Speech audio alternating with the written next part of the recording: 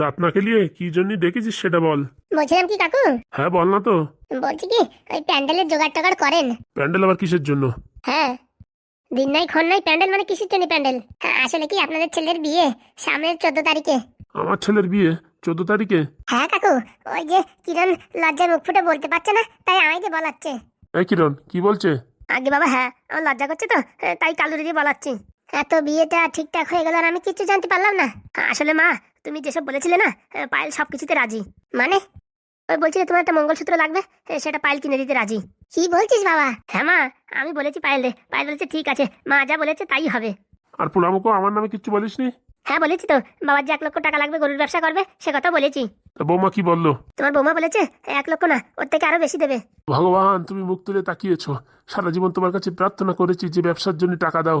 তুমি যে এইভাবে আমার হাতে টাকা দেবা আমি কোনোদিন ভাবতে পারিনি ভগবান, কোনোদিন ভাবতে পারিনি। বাবা বলছে কি, ওই যে ও দাদু যে ভারী ঢ্যাবনা আছে, ওই বুড়োটা কি আমাদের টাকা দিতে দেবে? দেবে মানে, না হলে বুড়ো রে পাইখানার ওষুধ খাওয়াইয়ে বিছনে ফেলাই দেবো। না না, ওইসব ফাজলামি করার দরকার নেই। বৌমা যখন বলেছে টাকা দেবে, যে করে হোক জোগাড় করে দেবে। তা বলছি কি রে, সামনের মাসে 14 তারিখে ঠিক করেছিস? আগে মা, হ্যাঁ আসার সময় ওই ভাবিছি পণ্ডিতের কাছে যাবো, তো যাইনি। মোবাইলই দেখেছি দিন তারিখ 15 তারিখে, এই 14-15 তারিখ ভালো আছে। বলছি কি তুই ওইসব ছাড়, তুই মোবাইল ফোবাইলের কথা ছাড়। তুই যা ওই ব্রাহ্মণের কাছে যাই দেখ দিন তারিখ কবে ভালো আছে, তারপরে ছোট্ট করে একটা অনুষ্ঠান করবো। বলছি কি মা, আমি একবার ভাবিছি বাড়ি বড় বড় বক্স এনে অনুষ্ঠান করবো। আবার একবার ভাবতেছি যে এত বড় অনুষ্ঠান না করে টাকা পয়সা খরচা না করে সেই টাকা রেখে দিলি কাজে লাগবে, আর গ্রামের লোকজন কি বলবে, তাই কি না? একদম কাজের কথা বলেছিস। হ্যাঁ, যে কাজ করতে চাচ্ছিস না ওতে প্রায় আমার 4টে গরুর দাম চলে যাবে। ঠিক আছে বাবা, তাহলে মন্দিরে ঝপ করে বিয়ে করে চলে আসবো। শোন বাবা, তুই মন্দিরে বিয়ে করিস আর মাঠে বিয়ে করিস আর ঘাটে বিয়ে করিস সেসব আমার দেখার দরকার নেই। বৌমা যখন বাড়ি প্রবেশ করবে তখন যেন আমি মঙ্গলসূত্রটা পাই, বলে দিচ্ছি। একদম মা একদম, বাস ওইটুকুই আমার আবদার। ওইটা পূরণ হলে তাতেই হবে। আর যদি টাকা পয়সা বাঁচে একটা জামদানিও শাড়ি নিয়ে আসিস। ঠিক আছে মা, ঠিক আছে। বলছি বাবা, ওই টাকা পয়সা হাতে চলে আইছে? না না, এখন আসিনি, তাই 2-4 দিনের ভিতর চলে আসবে। আচ্ছা ঠিক আছে। তাহলে বাবা আমরা ওই ব্রাহ্মণের কাছ থেকে একটু কথাবার্তা বলে আসি, হ্যাঁ? আচ্ছা। চলে কাল চল।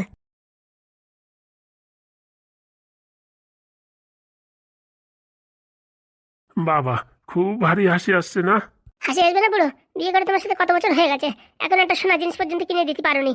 হ্যাঁ, আর বৌমা এখন আমার একটা নেকলেস দেবে, তাতে তোমার জ্বালা উঠতেছে না? আমি বুঝতে পারছি। ওই টাকা যদি সব তোমার দিত তাতে তুমি ভারী খুশি হতে। না মানে সেটা তো হতাম, কিন্তু এখন বৌমা যখন দিতে যাচ্ছে তা দিক, আর কি করব। আর আমি দেওয়াও চা বৌমা দেওয়াও তাই, মানে এক বাড়ির মানুষ তো একজন দিলেই হলো। হয়েছে হয়েছে, অত ভঙ্গির কথা বলিও না, এখন এখান থেকে বিদায় হও। বলছি গিন্নি, আমার একটা মনের ভিতরে একটা খটকা লাগছে। তোমার তো সবসময় খটকাই লাগে, কি হয়েছে? বলছি আমাদের বৌমা এখনো হাতে টাকা পায়নি, আর টাকা পাওয়ার পরে আমাদের অবধি টাকা আসবে সে নিয়ে আমার একটু সংশয় হচ্ছে। আরে ঘোড়া না, তুমি সবসময় পিছনে টানা কাজ করো। আজ পর্যন্ত কোনদিন দেখলাম না একটা ভালো কথা বলো। যে কথা বলবে তার পিছ টানা কথা বলবে। তুমি বুড়ো শালা ভালো না। এরকম কথা বলতে পারলে? তো বলতে পারলাম না দেখি, হ্যাঁ? 2 দিন পরে আমার মঙ্গলসূত্র আসবে, সে কথা না বলে তুমি এখন অন্য কথা বলতেছো। তুমি শালা বুড়ো ভালো না। আচ্ছা ঠিক আছে, তোমার কথাই ঠিক। দূর হও, চোখের সামনে থেকে দূর হও। কোনো সময় ভালো কথা বলতে পারবে না, আর কথা কুকথা বলবে। দূর হও। যাচ্ছি। শোনো, আজকে যে কোশ্চেনগুলো তোমাদের দিচ্ছি এইগুলো কালকের ভিতরে সলভ করে আনবে কিন্তু, বলে দিচ্ছি। হ্যাঁ একদম স্যার। বলছি স্যার, অনেকগুলো না অনেক কঠিন কঠিন প্রশ্ন আছে। হ্যাঁ, অনেকগুলো খুব কঠিন। দেখো, তোমরা যে যে পরীক্ষা দিচ্ছ, নিট এক্সাম দিচ্ছ, বুঝতে পেরেছো? এই এক্সাম কত লোক দেয় জানো? তাদেরকে সবাইকে পিছনে রেখে তোমাদের সামনে এগিয়ে যেতে হবে। তাহলে বুঝতে পেরেছো কতটা ভালো পড়াশোনা করলেই তোমরা সবাইকে পিছনে রেখে আগে বেরিয়ে যেতে পারবে। হ্যাঁ স্যার, বুঝতে তো পেরেছি, কিন্তু কোশ্চেনগুলো মাঝে মাঝে খুব কঠিন মনে হয়। কোনো কঠিন মনে হবে না, আমি যে ফর্মুলা শেখাবো সেটা কন্টিনিউ রেগুলার প্র্যাকটিস করবে। প্র্যাকটিস করতে করতে দেখবে এক সময় এত ইজি হয়ে যাবে, প্রশ্ন দেখলেই আর উত্তর খোঁজা লাগবে না, ঝপাত করে হয়ে যাবে। হ্যাঁ স্যার, আপনি যে ফর্মুলাগুলো শেখান না সেগুলো খুব ভালো। ঠিক আছে, দেখি কালকে কে কটা সলভ করে নিয়ে আসে। আর কেউ এদিক ওদিক থেকে খোঁজার চেষ্টা করবে না, গুগল বা ক্যালকুলেটারের ইউজ করা যাবে না, বুঝতে পেরেছো? হ্যাঁ হ্যাঁ স্যার, আমরা যা পারবো সেটাই করে নিয়ে আসবো। ঠিক আছে। বলছি কি স্যার, আমাদের ব্যাচে না আরো 2টো মেয়ে আসতে চাইছে, কি করবো স্যার? তোমাদের ইচ্ছা, আমার তো কোনো সমস্যা নেই। আমি জাস্ট পড়াবো, তার থেকে বেশি কিছু না। না না না স্যার, আর বেশি লোক নেবো না। বেশি লোক নিলে পড়াশোনা হবে না, শুধু জ্ঞানজাম হবে। সেটা দেখো তোমাদের নিজেদের ভিতরে আলোচনা করে, সে বিষয়ে আমি কিছু বলতে পারবো না। আমার কাছে যেই আসবে তাকেই আমি পড়ানোর চেষ্টা করব। আচ্ছা বিনা, তাহলে এই খাতাটা ধরো, আমি একটু দেখি, আমার কাজ আছে। আচ্ছা স্যার, এই নাও ধরো, এগুলো সব কালকে সলভ করে নিয়ে আসবে।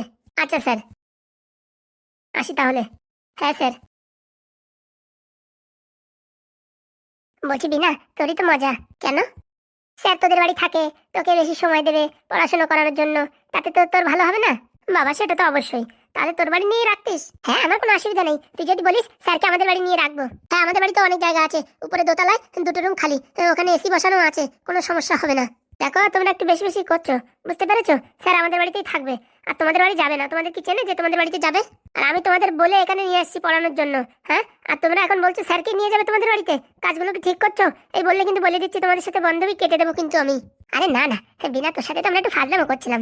হ্যাঁ তুই কি করিস তাই, এরকম ফাজলামো না আমার পছন্দ না। আরে না না, ও তো আমি আর কি করছিলাম, বলছিলাম স্যারের ভীষণ ট্যালেন্ট, তাই না?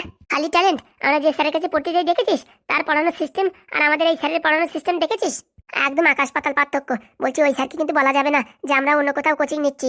হ্যাঁ বললে পারে আমাদের অন্য নজরে দেখবে আর আমাদের ভালো করে আর পড়াবে না। সে তো স্যার এমনিতে টের পেয়ে যাবে যে এরা অন্য কোথাও পড়াশোনা করছে, না হলে এত ঝাপাঝাপ করে কি করে আমরা প্রবলেম সলভ করে দেবো? হয়েছে হয়েছে, সময় নষ্ট না করে বাড়ি যাও, আমিও পড়াশোনা করি, তোমরা পড়াশোনা করো। বলছি বিনা, তোর একটা কথা বলবো? হ্যাঁ বল। বলছি স্যারের বিয়ে হয়ে গেছে? হ্যাঁ হয়ে গেছে। কেন? না মানে এরকম হ্যান্ডসাম একটা স্যার, পড়াশোনা এত ভালো, দেখতে এত ভালো, আর শুনেছি নাকি মাস গেলে 3 লাখ টাকা পেমেন্টের চাকরি করে, তাই ভাবছিলাম। কি ভাবছিলি? মানে আমাদের বাড়ি যদি থাকতো না, আমি একটু ওই লাইন মারার চেষ্টা করতাম যে যদি কোনো কারণে আমার সাথে বিয়েটা হয়ে যেত, তাহলে জীবনের ভবিষ্যৎ একদম বদলাই চিত্তার চিত্তার হয়ে যেত। এ আবার কেমন ধরনের কথা? ঠিক রে ঠিক, এরকম ছেলেপেলে পাওয়া যায় আজকাল। যারা চাকরি বাকরি করে সপ্তাহে একটা বুড়ো ভাম হয়ে যায়, 45-50 বছর বয়স হয়ে যায় প্রায়। আর এই যে আমাদের স্যার একদম ইয়াং জেনারেশন, মনে হচ্ছে 22 কি 23 বছর বয়স, মানে আমাদের বয়সের থেকে একটু বেশি হবে। তো তোর জায়গায় আমি থাকলে আমি একটু লাইন মারার চেষ্টা করতাম। কি কথা বলছিস? ওটা আমার বাবার একদম কলিগ, একই অফিসে চাকরি করে, আর আমি এসব কি করে ভাবি? তার বিয়ে থা সবকিছু হয়ে গেছে। তবু শুনছিলাম কি যেন ডাইভোর্স না কি হয়ে যাবে, তুই তো বলছিলি। হ্যাঁ শুনেছিলাম সেরকম হয়ে যাবে, তারপরে আর সেরকম কিছু শুনিনি। বলছি কি, আমি তো স্যারের পারে লাইন মারবো। দেখ তুই যদি এরকম ফাজলামি করিস না, আমি বলে দিচ্ছি স্যার আর পড়াবে না কিন্তু। স্যারের কাছে যদি তোর নামে এই কথা বলি না, তোরা কালকের থেকে একদম সাসপেন্ড করে দেবে। আরে না রে না রে, আমি তো এমনি তোর সাথে ফাজলামি মজাক করছিলাম। অন্য জিনিসে মজাক করে এসব জিনিসে মজাক করো না, ঠিক আছে? আচ্ছা বান্ধবী তুই কিছু বলিস না, আমি তো এমনি বলেছি তোরে। এবারের মতন মাফ করে দিলাম, পরবর্তীতে এরকম কথা বললে পারে তখন কিন্তু একদম স্যারের সঙ্গে সঙ্গে সঙ্গে বলে দেবো। আচ্ছা আর কোনোদিন ভুল হবে না। হ্যাঁ বান্ধবী আর কোনদিন ভুল হবে না। আসি হ্যাঁ, ঠিক আছে, বাড়ি গিয়ে পড়াশোনা করো, আর এইসব মাথা থেকে হাবিজাবি বুদ্ধি চেঞ্জ করো, নাহলে কিন্তু সবকিছু গড়বড় হয়ে যাবে। পড়াশোনাও যাবে আর স্যারও পড়াবে না, জীবনের ভবিষ্যৎ পুরো অন্ধকার হয়ে তার ফিনতালের মতন কেতা ছিঁড়া বেগুন হয়ে যাবে। আচ্ছা বান্ধবী, আচ্ছা ঠিক আছে, ভালো বুদ্ধি দিছিস, ওইসব মাথার থেকে হাঁটাই ফেলাতে হবে। আসলে উঠতি বয়স তো, মাথায় একটু শয়তানি বুদ্ধি চাতে মাঝে মাঝে। ওই শয়তানি বুদ্ধিকে আটকে রেখে পড়াশোনার উপর নজর দাও, তাহলে জীবনে কিছু করতে পারবে। ঠিক ঠিক বলেছিস বান্ধবী, ঠিক বলেছিস। যাই তাহলে বাড়ির দিকে যাই। আচ্ছা চল রে।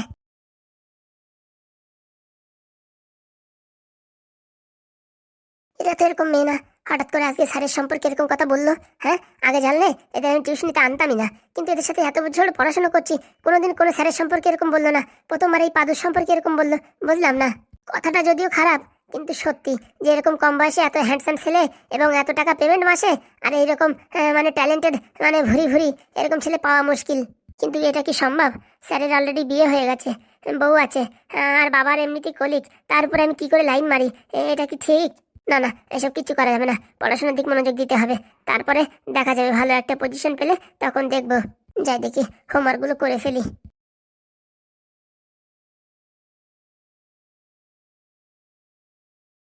বলছি কি স্যার, কিছু নতুন কোনো আপডেট পাওয়া গেল?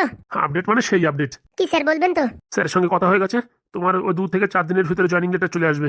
বলছি স্যার, আমি একটু স্যারের সাথে কথা বলতে চাইতাম যে কি জন্য আমার সঙ্গে এরকম একটা দুর্ঘটনা ঘটলো, আমি বুঝতে পারলাম না। আরে বাবা, ওটা একটা পলিটিক্স পার্টির থেকে এরকম করেছিল, কিন্তু তোমার হাতের কাজ যা আর তোমার যা ট্যালেন্ট, বুঝেছো? তোমার ছাড়া তো আমাদের ওই অফিস পুরো একদম কানা। হ্যাঁ পাদু, তোমার চাকরি কি আটকাবে? তুমি তো চাইলে আমেরিকাও চলে যেতে পারো। হ্যাঁ আমি তাই ভেবেছিলাম, যদি এখানে না হয় আমি নতুন করে একটা ইন্টারভিউ দেবো, আমেরিকা, চায়না, জাপান, যেখানে হয় সেখানে চলে যাবো। আরে পাদু, মাথা খারাপ, আমরা তো বেঁচে আছি নাকি? হ্যাঁ, আর আমি তো পুরোপুরি একদম প্রেশার লাগিয়েছি স্যারকে যে করেই হোক পাদু চাকরিটা ফিরিয়ে দিতেই হবে। না স্যার, জোর করে কিচ্ছুর দরকার নেই। যদি আমাকে আপনাদের অফিস থেকে পছন্দ না করে, তাহলে আর চাকরির দরকার নেই, আমি অন্য কোথাও দেখে নেব। না না, এরকম কথা বলবে না পাদু, তোমার ছাড়া আমরা অচল। আমাদের এই অফিসটা কত বছর ধরে এরকম পড়ে আছে জানো? সবাই আসে আর যায়। আমি তো মনে করো আমার জীবনের এই 20টা বছর ফাও ফাও সরকার থেকে টাকা নিয়েছি। এই তুমি আসার পর থেকে বাবা, কাজের তো এরকম উদ্যোক্তা বলার বাইরে।